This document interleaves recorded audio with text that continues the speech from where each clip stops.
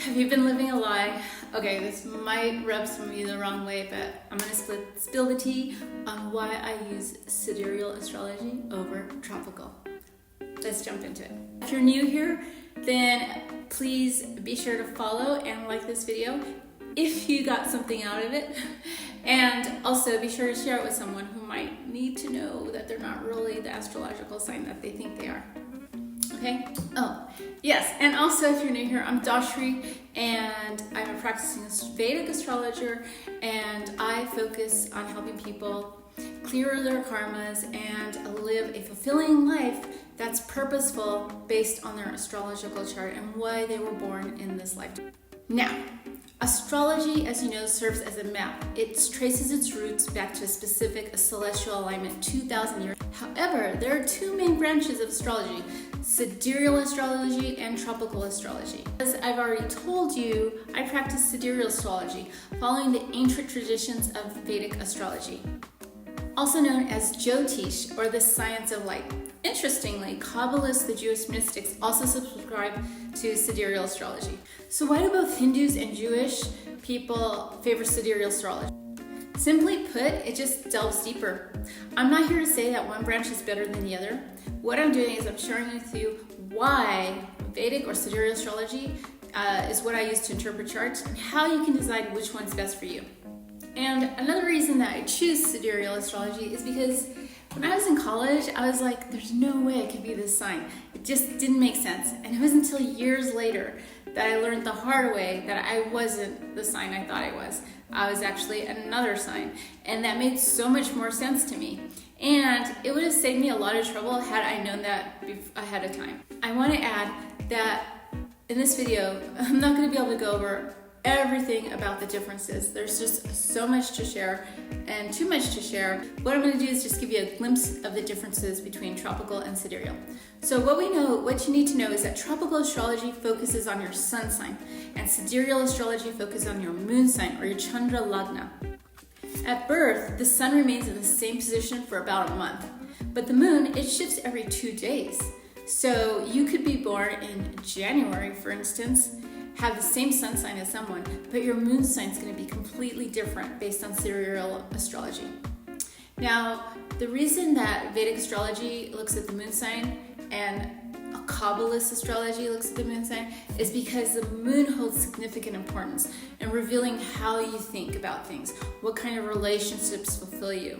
You know, will one relationship drive you crazy, or will it just make you blissful? It's because the moon is how your mind is affected by things, right? Your moon represents the mind. So it can tell me what career path you're going to align with and have mental satisfaction. In contrast, tropical astrology mainly explores your personality traits and psychological tendencies associated with the sun sign. So the distinction between tropical and Vedic sidereal astrology lies also in star placements. While tropical astrology relies on the position of the sun, Vedic astrology prioritizes the moon sign, as I've already told you. And over the 2 millennia, constellations have shifted approximately 1 degree every 72 years, leading to a 23-degree difference. Now, to put this in perspective, let me just quickly give you a visual of what that looks like. So imagine you have this circle, and a circle is 360 degrees. We have 12 zodiac signs. So we're going to put the 12 zodiac signs into that circle of 360 degrees. So 360 divided by 12 is 30 degrees. That means each section of that circle that represents a zodiac sign is 30 degrees. It occupies a space of 30 degrees.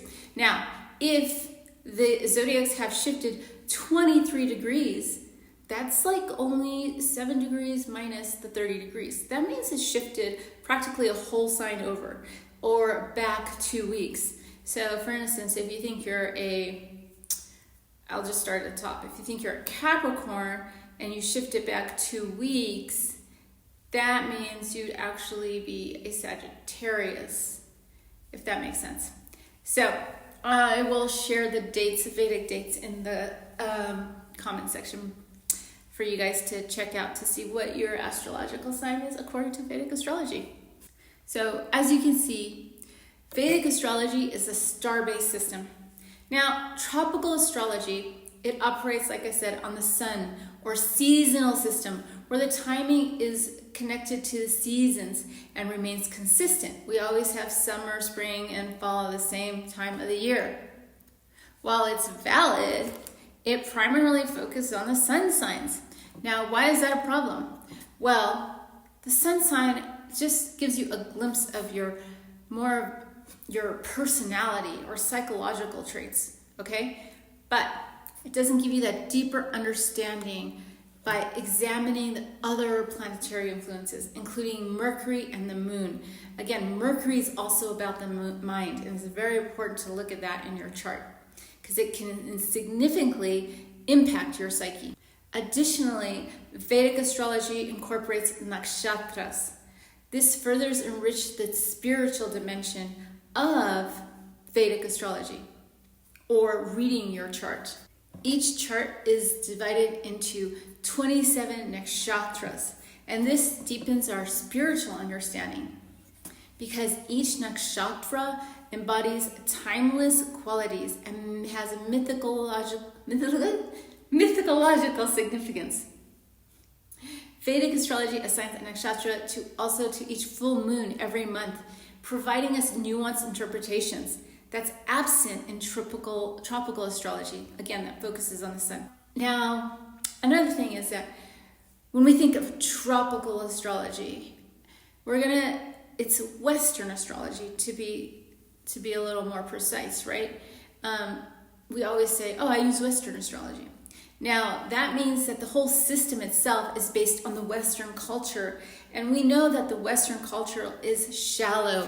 It doesn't really delve into the mysteries of life. It's more practical and materialistic and superficial, right? We're always concerned about keeping up with the Joneses or making more money, But there is no room in the Western culture for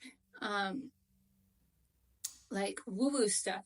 Okay, even if we try to go into the woo-woo stuff like yoga or astrology, we look to these forms of spiritual practices from the Vedic culture or Hinduism. We look to these as a form of making more money. So let's say you go and you get astrology reading. Most people are gonna say, "Hey, how can I use what's in my chart? Who should I marry? How can I make more money?" I go to yoga. A lot of people in Los Angeles go to yoga because they want to get in shape. They want fitness. They use yoga as a practice of exercise, right? And to lose weight. Or and if they try to use yoga for a spiritual purpose, it's always more materialistic. Like, oh, how can I make money off of teaching yoga? But the essence of yoga is not about the materialism. It's not about getting more money. These are side effects of yoga, right? The essence of yoga is union within yourself. It means to yoke. And yoga is less about the physical practice and actually more about your mental, spiritual purification process. Now, you do use physical yoga for repairing your nervous system and preparing your nervous system for all the energy and light you will receive when you become, awakened. Not awakened, that's like a woo-woo misinterpreted word. So we just leave that alone. Whereas the Vedic or Jyotish or Vedic astrology, sidereal astrology, Kabbalist astrology, it's more soaked in spirituality. The Jewish people, they have a strong spiritual practice, especially the Orthodox Jews. And the Hindus have they may not have a strong spiritual practice, but the whole essence of the ancient wisdom from maybe 5,000 years ago is embedded within the Hindu culture, within the Vedic culture, right? So the rishis, they wrote during the Hindustan golden age, they noticed that some people were starting to veer away from the balance and harmony of nature, of their not rituals, but of their daily practices to live a whole and soulful life. So they started writing these books these ancient scriptures to guide us in how to live in the modern world. And a lot of those ancient teachings are deeply embedded within the Indian culture. And you can see that when you go to India. There's a whole different mentality. Yeah, they are trying to make money, but there's always this background, there's always this undertone of, am I hurting someone? What's my karma? That's like always in the back of my mind. It's like second nature. Because one of the precepts embedded within the Vedic culture is called ahimsa. Ahimsa is non-violence, right? So we practice non-violence towards people and towards ourselves. And we don't have that concept in the Western culture, but we know you should not hurt people, right? And then, I guess with like marketing in the West, it's like, oh, you're not hurting someone, but you can like put all these images of naked people everywhere. It's like, that's hurting people. So, or you could dress, wear half naked, like don't wear clothes and be showing parts of your body in public. That's like, you just don't do that. Like it's not part of your, that doesn't serve your soul is what I'm saying. None of that. So that's the Western culture, Western mentality, right? So when you have a astrology system based in a culture, immersed and soaked in a culture, that's gonna affect your readings. That's another thing to consider when you're thinking about if you want to look at a tropical chart or a Vedic chart. Now, another thing that Vedic astrology does is it introduces dashas, and this reveals crucial life events based on your natal moon's position at the time of birth, okay? And we don't have this in Western astrology. We also use nakshatras to interpret each full moon every month.